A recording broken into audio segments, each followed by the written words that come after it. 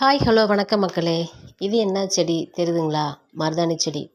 அந்த மருதாணி செடியில் இந்த பூக்கள் பார்த்தீங்கன்னா எவ்வளோ அழகாக இருக்குது பார்த்தீங்களா? முல்லைப்பூ மாதிரி வெள்ளை வெள்ளையாக கொத்து கொத்தாக இருக்கும்போது பார்க்கும்போதே அவ்வளோ ஒரு ஆசையாக இருக்குது. பெண்கள்னாலே ரொம்ப மென்மையானவங்க. பூக்கள் ரொம்ப பிடிக்கும் அப்படின்னு பூக்களை ரொம்ப பிடிக்கும் அப்படின்னு சொல்லுவாங்க இல்லைங்களா?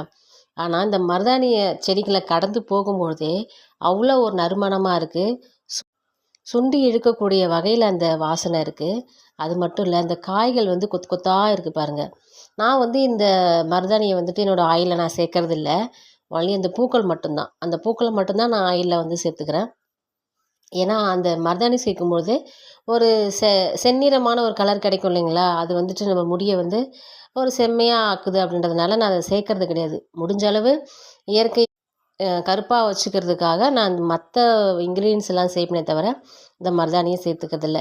இன்னொரு விஷயம் என்னென்னு பார்த்தீங்கன்னா, இந்த மருதாணியை அந்த காலத்தில் திருவிழாக்கள்லையும் பண்டிகைகள்லையும் பயன்படுத்துவாங்க. பண்டிகை காலங்கள்லையும் பயன்படுத்துவாங்க. ஏன்னா கையில் அழகாக ஒரு சிவப்பு நிறத்தை கொடுக்கக்கூடியதுனால இதை பயன்படுத்துவாங்க. ஒரு அழகு சாதன பொருட்களாகவும் பயன்படுத்தியிருக்காங்க.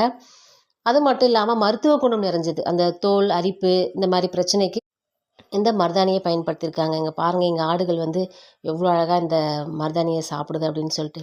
அந்த காலத்தில் கிளியோபட்ரா தன்னுடைய உடலை அழகாக்கிக்கிறதுக்காக, தன்னுடைய மேனியை அழகுபடுத்துறதுக்காக இந்த மருதாணியை பயன்படுத்தியிருக்காங்க. உங்களுக்கு இந்த ஆயில் வேணும் அப்படின்னா கமெண்ட் செக்ஷனில் கமெண்ட் பண்ணுங்கள். வாட்ஸ்அப் நம்பர் இருக்குங்க, வாட்ஸ்அப்பில் மெசேஜ் போடுங்க. மருதாணியை பற்றின மேலும் தகவல்கள் உங்களுக்கு தெரிஞ்சால் எனக்கு கமெண்ட் பண்ணுங்கள். பாய்.